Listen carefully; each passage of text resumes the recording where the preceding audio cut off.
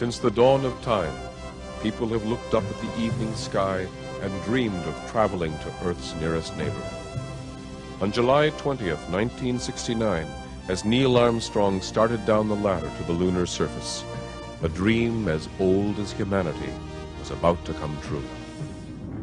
In the years leading up to this moment, the American space program was plagued with failures and death. Many of the world's top scientists were certain a moon landing was impossible. This is the incredible story of the historic flight of Apollo 11.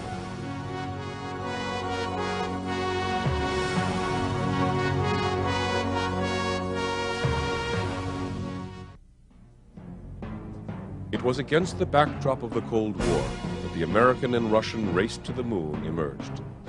With the early Russian successes in space, the truly fearful West believed that Soviet leader Nikita Khrushchev was fully capable of making good on his boast that the entire world would someday sleep under a red communist moon.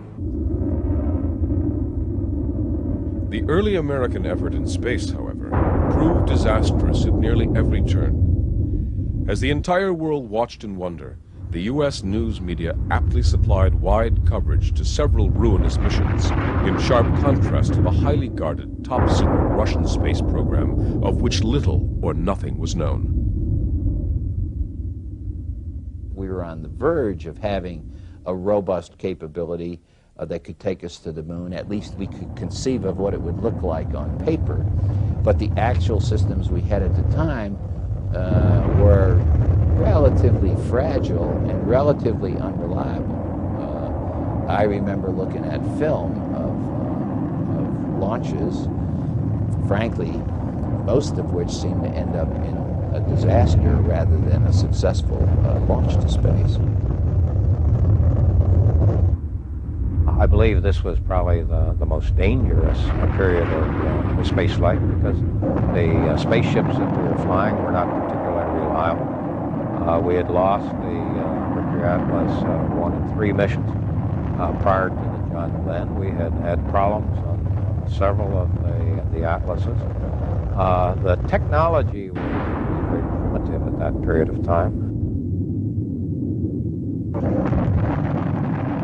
Thus, at the height of the Cold War, the American Space Agency NASA held a distant and dismal second place to the formidable Russian space program, and America seemed destined to remain permanently overshadowed in space by the seemingly superior Russian program. The beginnings of the American successes that was to ultimately culminate with Apollo 11 started to surface during Project Mercury. During these missions, lone astronauts rode spacecraft into Earth orbit. Although fine accomplishments in and of themselves, the Americans were still a long way from walking on the moon's surface. Upon the completion of Project Mercury, NASA moved into Project Gemini, which was capable of transporting 2 astronauts. Still, the remaining technological hurdles were nothing short of daunting. You got to remember, Mercury was not a maneuverable vehicle. Go up and come down, and that's all. It had no maneuvering capability. So that was the first thing we wanted to do, was maneuver. The second thing we wanted to do was, could it go find somebody up there? Could it go do a job up there? Could it go rendezvous with something? Could it go dock with something? Could you attach a rocket to it and go to someplace else? Those were all the things we were thinking about when we came to Gemini. There were 4 major objectives of the Gemini program. Computer-controlled re-entry to improve guidance that would contribute to return from the moon guidance. That was one objective. Rendezvous of spacecraft was another objective, so that we could do lunar orbit rendezvous to come back from the moon. Long-duration flight, so that we could assure that the human could exist comfortably, or at least survive up to 2 weeks, which was the longest possible lunar mission that we might have. That was another objective. The final objective of the Gemini program, number 4, was space walking, or EVA, so we could convince ourselves that we could build the spacesuits and the human could operate independent of the spacecraft on the lunar surface. So all those 4 objectives really bridge the gap between Mercury and Apollo. Project Gemini required not only perfection of brand new hardware, but the creation of new techniques to deal with time delays and testing the procedures for getting a spacecraft to the moon. An additional challenge was utilizing the vehicle's own pilot craft as the platform to return to Earth. Just as momentum was building within the U.S. space program, tragedy struck. 2 astronauts, Elliott C. and Charles Bassett, died in a plane crash during their Gemini training. Later, several other astronauts narrowly survived near-fatal accidents during the testing of the new Gemini technology. Given the monumental task and pace before them, many more things could have gone horribly wrong. So it again was kind of a spooky experience. As again we learned, and by the way, felt that we were being smiled on and watched over by someone smarter than us, because any of the things that we had run into could have turned out much worse than they did. It was the mission of the Apollo program to master each technological feat and then land on the moon. Believing that astronaut casualties were now behind them, NASA forged ahead. Tragically, the 3 astronauts of the very first Apollo, Apollo 1, were instantly killed during a routine ground test. A flash fire in the capsule caused by a short circuit instantly ended the lives of talented astronauts Gus Grissom, Ed White, and Roger Chaffee.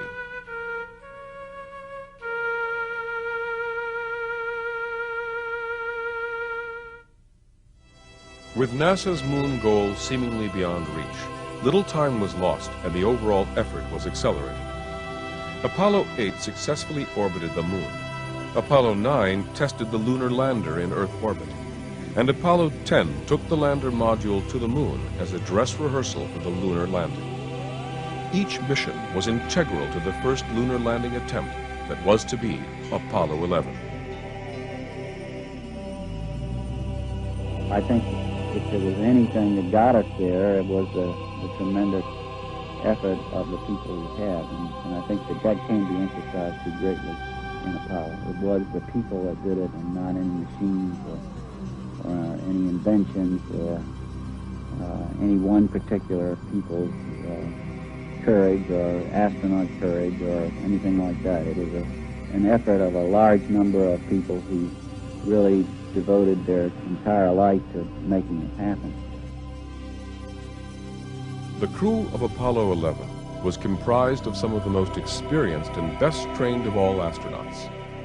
However, at the time missions were being assigned, no one knew which flight would be the historic trip to the moon. Apollo 11 commander was astronaut Neil Armstrong, a proven veteran of the Gemini program. In March 1966, he had previously commanded the first mission to rendezvous and dock with a target vehicle in space in Gemini 8. After he and his crewmate Dave Scott successfully docked with the target vehicle, a malfunctioning thruster caused the 2 spacecraft to spin out of control. Armstrong skillfully undocked the 2 vehicles without damage, although his spacecraft continued to spin to the point where both men nearly lost consciousness and the spacecraft almost spun out of control and off into outer space. In an amazingly cool manner, Armstrong identified the problem and stabilized the spacecraft with only seconds to spare.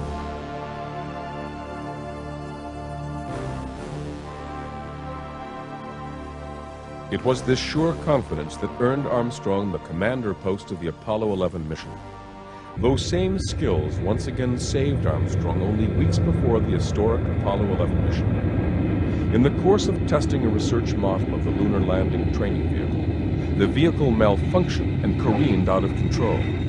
Again, with only seconds to spare, Armstrong ejected less than 75 meters just before the vehicle crashed. Had Armstrong remained inside, the accident would surely have resulted in a certain death.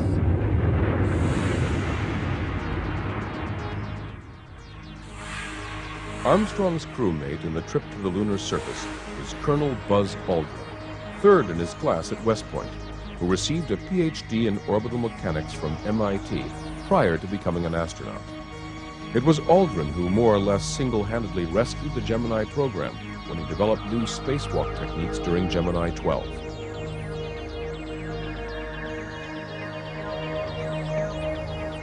Aldrin's successes in the last Gemini mission gave NASA the boost in confidence they needed to proceed with an aggressive moon landing schedule, and earned Aldrin his seat next to Armstrong on Apollo 11.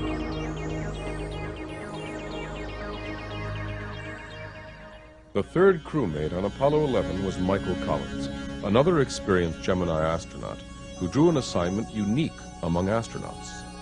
His mission was to remain in the orbiting command module while his crewmates used the lunar lander to descend to the moon. Collins was an expert in the techniques of rendezvous and docking, owing to his experience in Gemini 10 with John Young. During that mission, they rendezvoused and docked with two unmanned Agena vehicles and then used the Agena's boosters to set new altitude records.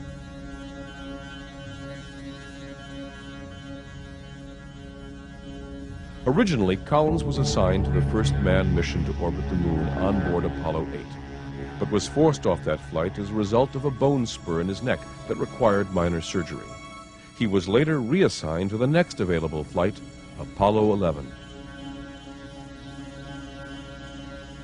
With a series of impressive accomplishments to their credit, the crew members of Apollo 11 were ready to take their place in history when launch day came on July 16, 1969.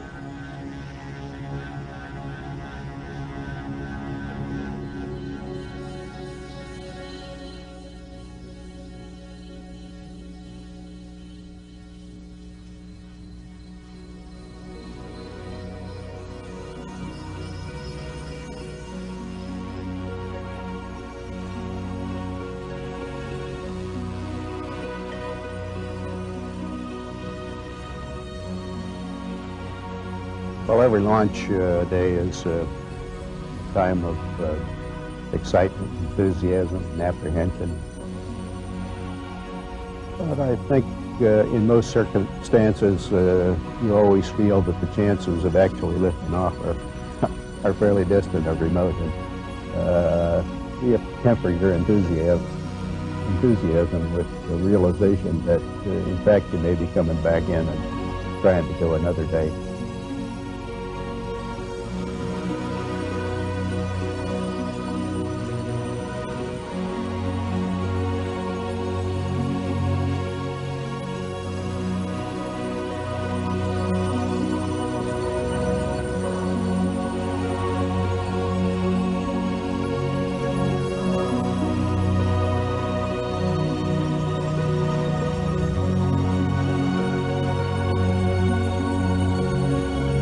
I think the most memorable thing that I can recall about that particular day was the opportunity while my two friends here were being put into the spacecraft to stand alone by myself out there and look at the rocket, quietness, and see the sun come up and waves rolling in. And evidence of the millions of people watching, but nothing specific, and just so quiet. And to realize that indeed such a contrast was going to take place, all the frantic activity preparing the rocket, but so quiet up there for me personally. And that in a very few moments we were going to be departing in a great roar off this landing.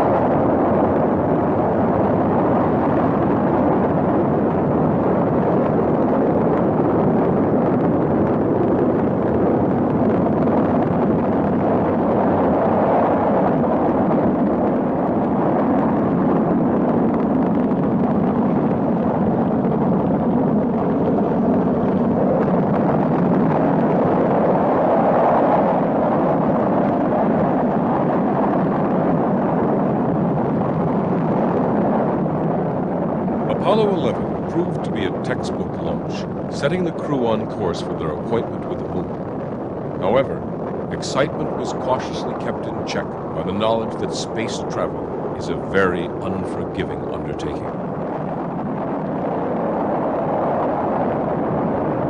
There are so many things that can go wrong on a trip to the moon and back. It's sort of a long and fragile daisy chain of events.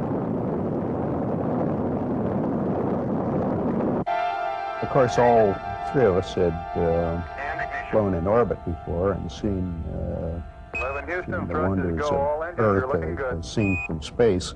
This was a new experience for us in seeing it from a fairly long distance away. It does probably have a change in character as you come farther away. I think you most notice that, though, at the time you leave Earth. Departing at a great rate, it's very clear that this is an unusual experience. Capcom, we're go for TLI. Roger. Guys, I've got the word you wanted to hear. You are go for TLI. You're go for the moon.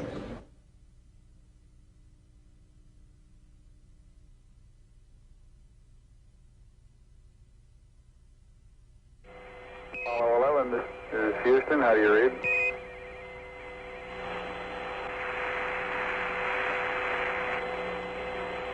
Apollo 11, this is Houston. Radio check, over. 3 hours after liftoff, the Apollo command module moved forward to extract the lunar module from the third stage of the launch vehicle. Both were moving at 17,000 miles an hour, and afterwards the crew settled in for the 3-day trip to the moon. Oh, loud and clear now, Mike, and we understand that you are docked. From our point of view, the command module was a wonderful improvement over our previous spacecraft. It was really fun. So we enjoyed the luxury of a big volume machine. I thought we had amazingly good accommodations. We had hot and cold water. The food was even edible. All in all, it was a nicely packaged small enclosure, and we could comfortably have stayed there far in excess of 8 days. I think it was a treat. It was certainly a major step upward. It was a marvel of technology, and had the company of two enjoyable people to keep us occupied. Things occasionally would get to drag a little bit on, I think, in a very long duration mission inside the command service module, but thanks to the experiences that we'd had previously in flight, we saw to it that there were adequate windows, and quite a few of them, to look out.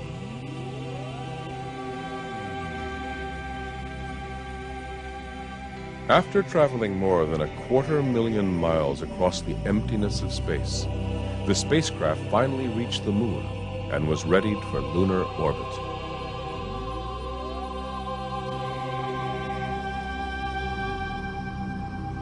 The thing about the moon that I thought was peculiar was that it seemed to depend on the angle of the sun.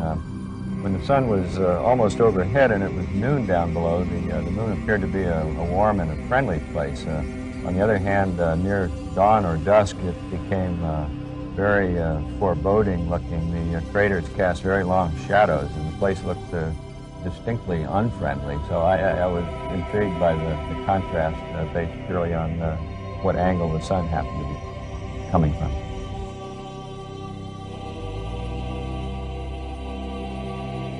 On the morning of July 20th, the anticipated moment of lunar orbit and descent had arrived. However, the true test of many years of preparation lay just ahead. Armstrong and Aldrin entered their lunar lander, named Eagle, and powered up the systems while Collins remained in the command module.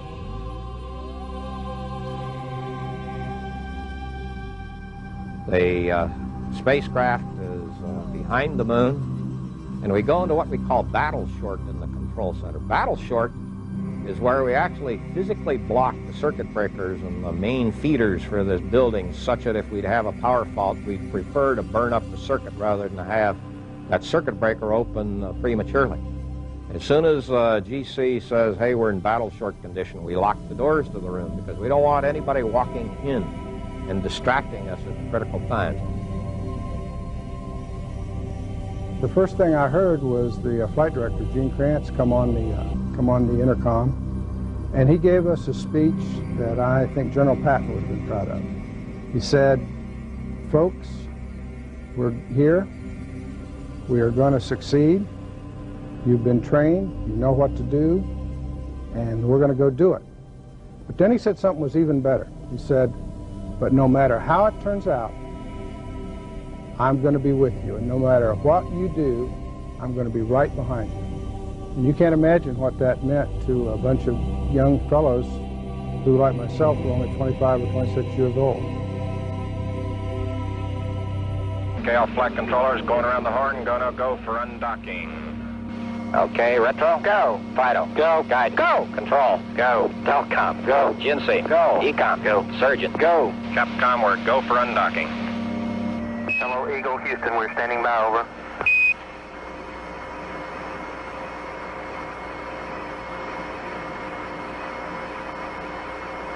Eagle, Houston, we see you on the steerable, over. Roger, Eagle, gun. Roger, how does it look? The Eagle has wings. Roger. 000 9 or I think 8. perhaps the final descent to the lunar surface Plus, was, correction, for me, the highlight of the flight. It's very challenging, a lot of unknowns, and it was, for a pilot, it was a wonderful experience. 030 As soon as the comm came in good and solid, we saw good telemetry data. The first thing that happened was I saw that there was a 20-foot per second velocity error in the onboard computer. Now that came from the fact that we'd started at the wrong place. We just couldn't predict perfectly where we were going to be and what speed we were going to be when we started the descent. The problem is, at 35 feet per second, we have to abort. So here we are riding right along this abort ledge, just inside it, and wondering, is this an initial error or is this something that's going to grow? Because if we had an accelerometer problem, a gyro problem, it was going to grow, and we were going to have to call an abort. And that was something that was going to be my call, and I dreaded this sort of thing all along. Okay, all flight controllers, gonna go for landing. Retro, go. Fido, go. Guidance, go. Control, go. Telcom, go. GNC, go. Ecom, go. Surgeon, go. Capcom, we're go for landing. Altitude 4200. Houston, you're go for landing, over. Roger, understand. Go for landing. 3,000 feet. Looking great. Everything is good. We're back on track. I thought, boy, this is things are going to work out fine. Go. Guidance, you happy? Go. 30 seconds later, after I thought things were going to work out fine, we got the first program alarm. If you listen to the tape, the crew talks about it first. You hear Neil Armstrong say, 1201, program alarm. Stop alarm. 1201. 1201. Roger, 1201 alarm. 1201 alarm. 1201 sounds, it's four little numbers, sounds sort of ah-ho-hum, but what it really means is, hey bud, I had too much to do that last second. I didn't get it all done, and I hope that I've done the most important things. And it's up to you to figure out if I've done the most important things, because I'm going on, I can't stop. And that's what that was all about. 0 9 or 8.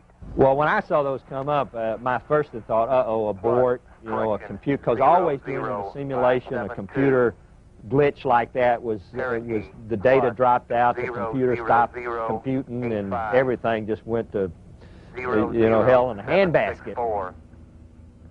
030. Just as the ground control engineers were trying to come to grips with understanding what caused the 1201 alarm, another series of alarms went off, indicating another potential situation hindering the moon descent. Eagle looking great.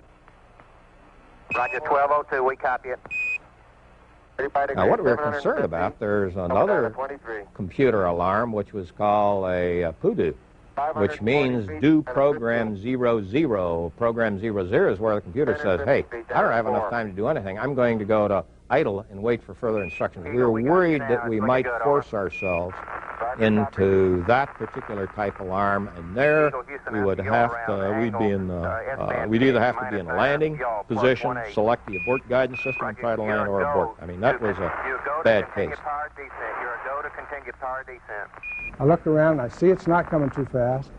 I see that the velocity's okay, the altitude's okay.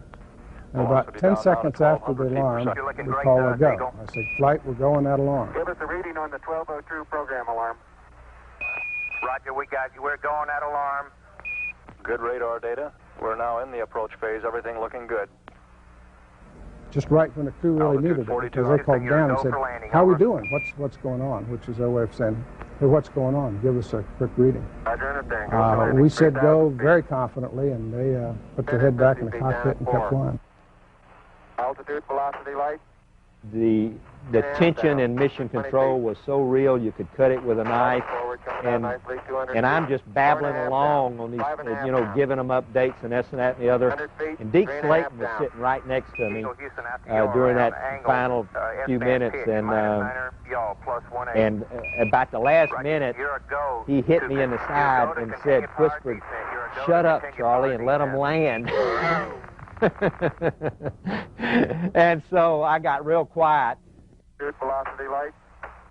I get a call from the controllers that says, hey, we've hit the DIPS, which is Descent Propulsion System, low-level discrete. And that sets my mental clock running and the clock of all the controllers in the room running that, hey, we only got 2 minutes of hover time, hover fuel remaining. And we know the crew isn't down near the surface yet. And pretty soon this clock, this time starts moving agonizingly slow down here. And then next call we get is 60 seconds. We still haven't landed in the moon, and we're well beyond our experience base for landing there. We get another call at 45 seconds, still haven't landed. In our simulations, we're accustomed to having a large number of these kinds of difficulties, and we had in fact simulated landing with very small amounts of fuel left, so I didn't feel that this was an oppressive situation. Not that we weren't concerned about it. We certainly were, because they're serious matters. We get down at 30 seconds, we get a 30-second call, and at this time, over the voice path from the crew, the airground from the crew, you start hearing we're kicking up dust. So we now knew we were pretty close down to the surface, at which time all we did from then on, we weren't communicating with the crew except for very terse call-outs on time. 30 seconds, 15 seconds. Contact light. Okay, engine stop. We copy you down, Eagle. Houston, Tranquility Base here. The Eagle has landed. We were close. I think we were within 10 to 7 seconds of fuel before we landed. We were about 6 seconds away from the ground calling an abort. That wouldn't have been my call. That would have been another engineer's in this room. But he was within a few seconds. My problem was, I had to keep talking, I had to keep working, because I had a series of stay-no-stay decisions that we had to make. Because in case the LEM spacecraft had been damaged during the descent, or some of the temperatures, possibly we got into a soft landing area where it started to tip off, we had to be ready to abort at any time. So I had to keep my controllers, my entire team grinding away for what we call the T1 stay-no-stay decision. The things you have to hang on to are your buddies down here that are right there with you, and the flight director is going to stand behind you no matter what. And even though you're scared, you can function and operate. Now, I'm not saying everybody in this room was scared. I was always scared. I was scared during the sim. I was scared during the mission. I don't have any problem saying that.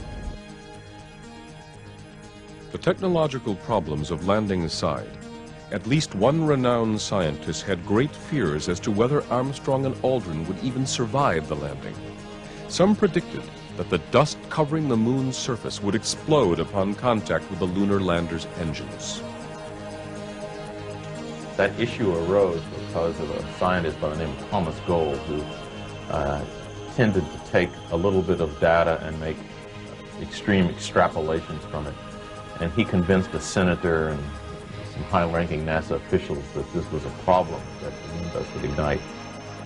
There was a piece of evidence that he had from the pictures from the Surveyor spacecraft that showed that dust was collecting on the spacecraft, and this meant it was hopping around with electrical charges and could get in the Apollo module and ignite and so on.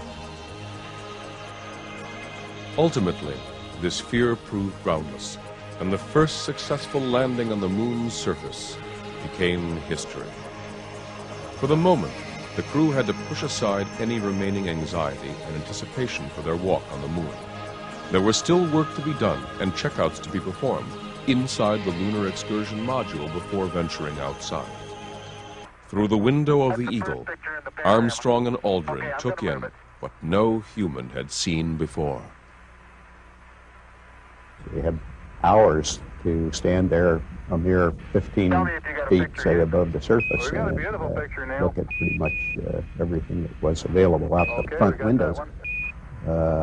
We had a sense of the gravity, the character of the environment there. So long before we actually got out on the surface, we already had pretty good appreciation for what the moon was like. The crew, as they had been trained, were looking out the windows, and they were describing the terrain that we had landed in. As the crew was describing this, I could see the puzzlement on the controllers' faces that said, this isn't where we expected to be. Well, that was obvious because we had landed long. But we thought from the crew description we'd be able to plot the position, and the geologists in the back room were confused. On Sunday, July 20th, 1969, almost 7 hours after touchdown, it was a go for the crew's historic moonwalk. As more than 1 billion people simultaneously watched on their televisions, momentarily brought together by this unprecedented event, Neil Armstrong and Buzz Aldrin readied themselves to turn an age-old dream into reality.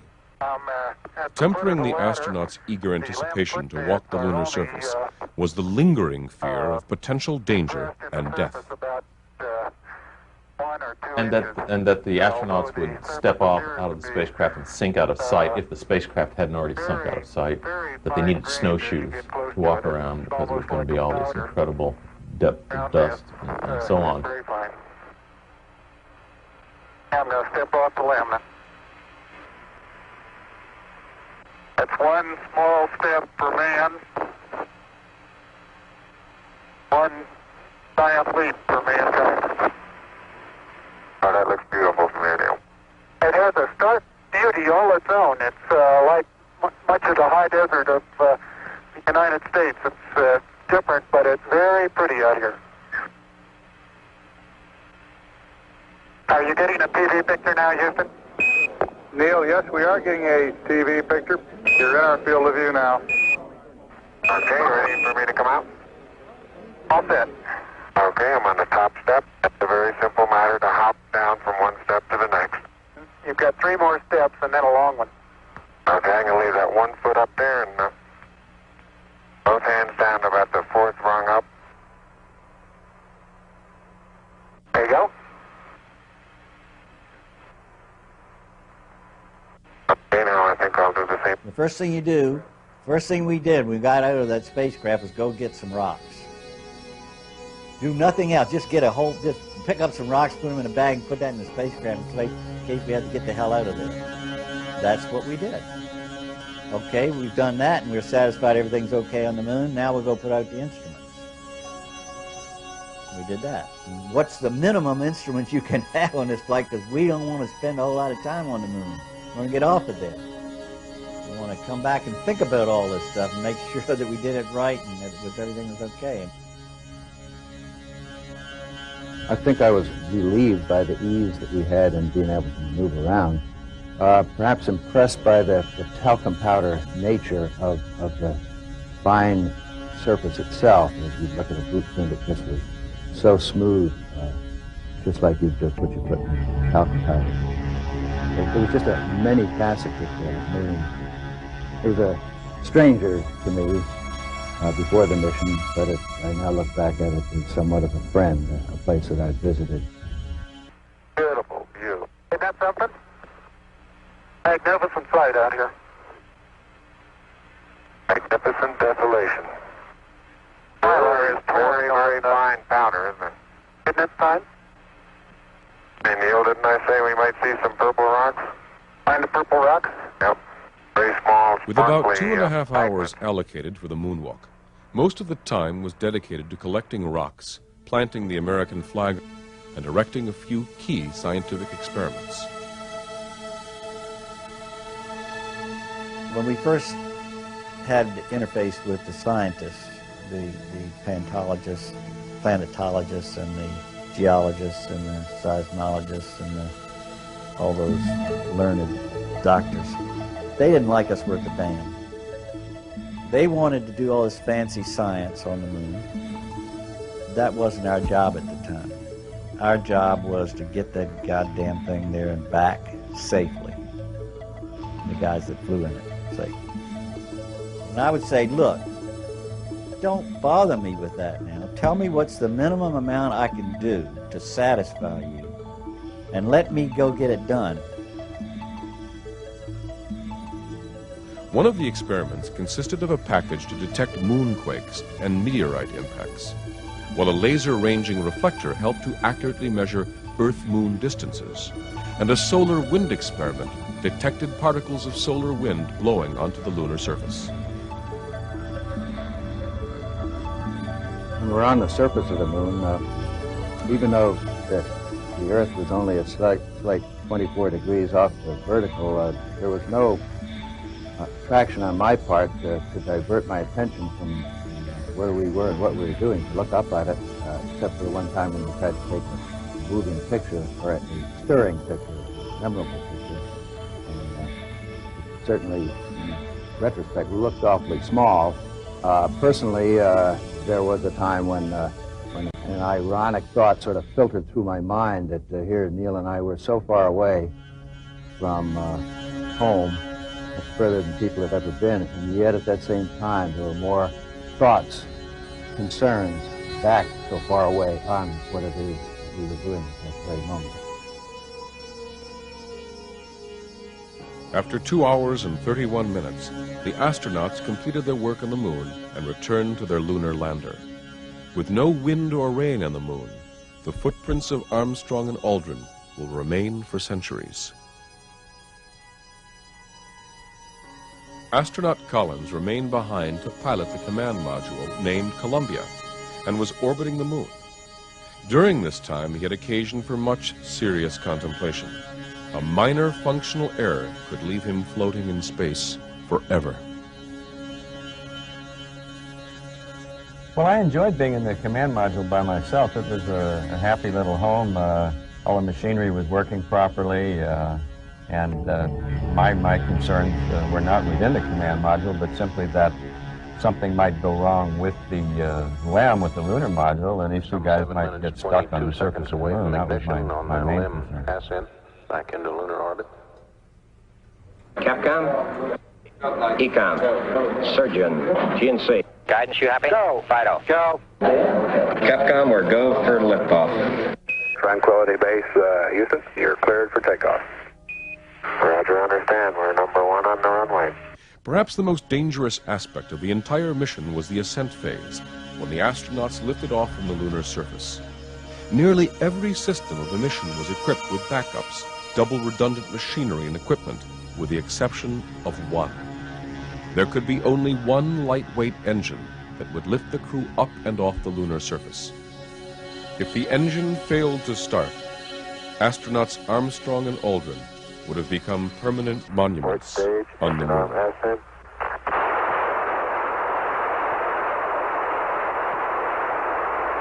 Beautiful.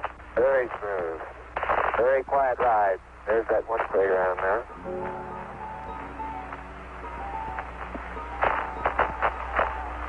Thousand feet high, 80 feet per second vertical rise. Eagle Houston, you're looking good at 2. Ping, zags, and misspin all agree. On July 21st, the Ascent engine performed perfectly, and the Eagle spacecraft and crew Eagle said Houston, goodbye right to the down the moon. track. Everything's great.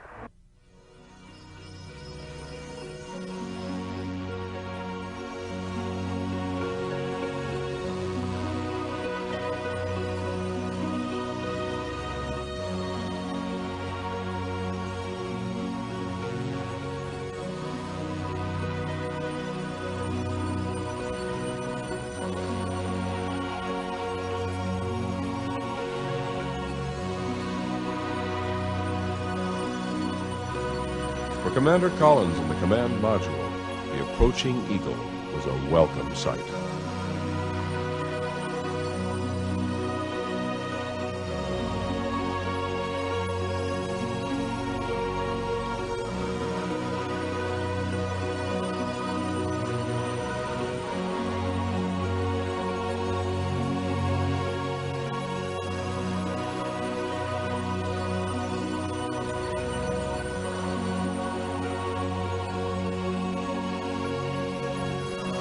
After docking together, Armstrong, Aldrin, and their priceless cargo of moon rocks were transferred into the command module.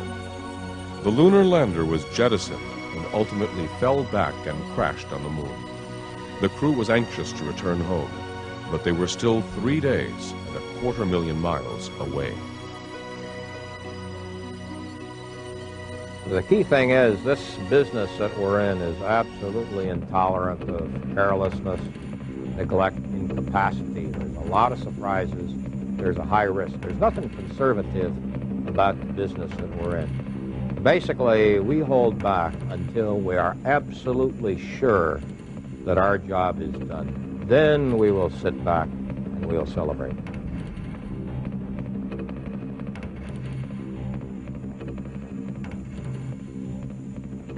On July 24th, Apollo streaked across the heavens headed towards Earth at 25,000 miles an hour, and the Navy rescue team was right there to greet them when the parachutes came out.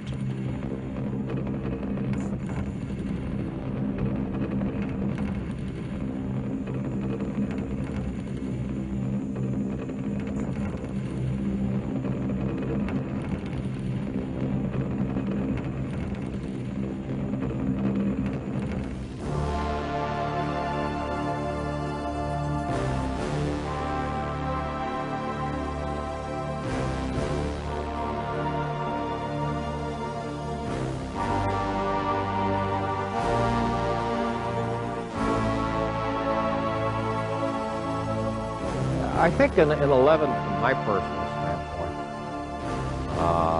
we brought the flag diving. And I think that sort of said, hey, thank God for America, and thank God for this country that has let us work in such a marvelous program. And we passed around cigars in this thing here, and this is when we could smoke in the control center. And people would do this, and we'd light up the cigars. And that was, hey, our thanks to the team. Then we met with the other crews and the program managers. We opened the doors to this room. And the hundreds of people would come into the room, all of whom had one little piece of this mission, but without whom we couldn't have done this mission. There was just a feeling of togetherness, bond, unity, accomplishment. It was just the most marvelous feelings in my entire life that existed in this room. Due to a very real fear that the astronauts could ferry back with them moon germs or some other alien life form capable of contaminating and killing off all life on Earth, the crew was immediately put into strict quarantine for over 2 weeks. By the middle of August, the journey was over, and the crew was safely returned home to Houston. They went on to become 3 of the greatest heroes in the history of humanity.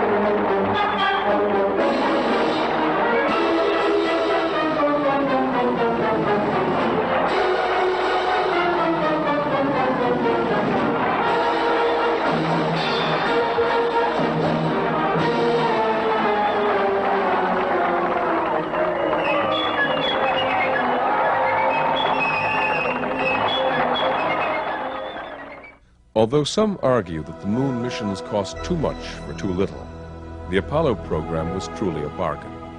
It cost taxpayers a sum amounting to only 1/3 of 1% of the gross national product in 1970. Yet the technical and scientific knowledge gained from it was immeasurable and still yields benefits today. In the decades that have passed since those first footsteps on the moon, Apollo 11 remains as one of the greatest achievements in the history of human endeavors. The moon was not the finish line, but merely the first step in the eventual exploration of the universe. There's an increasing momentum to go back to the moon, and studies of the moon are indicating more and more new reasons why it does make sense to go back, but I'm not in a position to say right now when we might make that next trip. I'd prefer to see us go to Mars rather than go back to the moon, unless we need the moon as a stepping stone to Mars. It could be that in studying Mars, you will discover that the best way to do it is by way of a base on the moon, and if that turns out to be the case, well and good, but I see the moon really not as an end in itself, but really a stepping stone to deeper space, to Mars and to the planets beyond. I feel that as humans expand outward, that they could be in a gradual, continuous, self-sustaining way, and I suspect that it will involve visiting the moon simultaneously or in melding together with our growing visits of humans to Mars. I am encouraged by the fact that there are so many people asking those questions, which seems to assure me that our future has a great deal of promise. Well, I think a Martian astronaut would probably be better off studying the voyages of Vasco da Gama or Lewis and Clark rather than he would listening to the three people who spent only 8 days out on the road. Round trip for a Mars mission is going to be in the vicinity of 2.5 years, and that's close in duration to those of the early explorers. I think Mike's right. The trip to Mars is going to be a very long and involved and major segment of a person's life, and there's going to be a lot of times to be thinking about it, discussing it en route, beforehand, and afterward.